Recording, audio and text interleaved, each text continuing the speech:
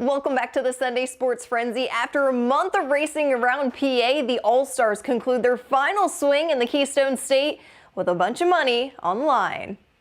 We first start Thursday night at BAPS for the Greg Hodnett Foundation race. Danny Dietrich steals the lead away from Ryan Smith 11 laps in. Dietrich leads the rest of the way to capture his 6th win on the season, but more impressive, his 3rd win in 19 days. He'll carry that momentum into Friday night at the Grove for the Dirt Classic qualifier.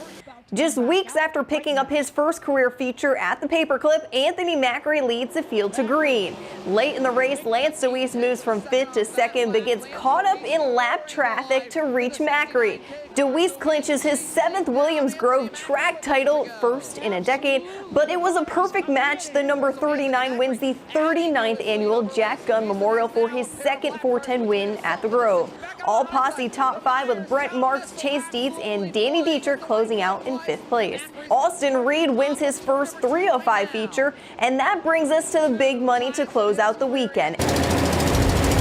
A beautiful afternoon at Lincoln Speedway for the 8th Dirt Classic. Interesting layout, all based on points to make the show. Qualifying, a set of heat races, then inverted heat races.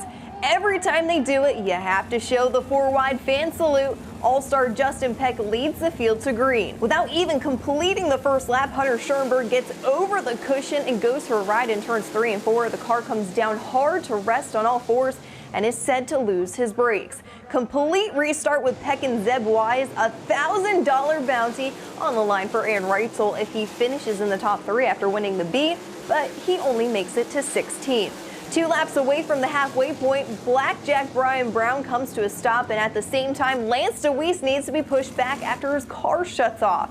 The cushion was all the way up to the wall, then 15 laps left. Marks breaks a rear end, running in 2nd after having one of the fastest cars all night. Tough break for some of the top running posse. MACRI'S and Freddie Raymer battle for the 3rd position for the second half of the race. They catch the leaders. Raymer is able to beat Wise to the line as both drivers running out of gas. With a 2nd place finish, Raymer clinches his 2nd consecutive track championship at the fabulous Lincoln Speedway. But the real story here, Peck snaps a winless streak as another Pennsylvania track works in his favor to win his 7th race of the season, and this time for 20 grand. You know, it was just a lot of timing. It's, you know, I knew I needed to go with like 15 to go there, and the caution just kind of, it fell with like, I forget what it was, 16, 17, 18 to go, and it just, I knew that was go time. I mean, I was just kind of trying to save my equipment, and, you know, if I got out front, that was kind of be the same, you know, name of the game there too, is get kind of conserve until you get to traffic, then you just kind of got to go, and it worked out good. I mean, I was able to really hit the bottom down there. Once the bottom finally cleaned off those last couple laps, it got a lot better, and, you know, Zeb started sputtering a little bit, so it just all kind of, you know, fell our way, and it hadn't been doing that the last couple months, so it's nice to actually have some luck on our side.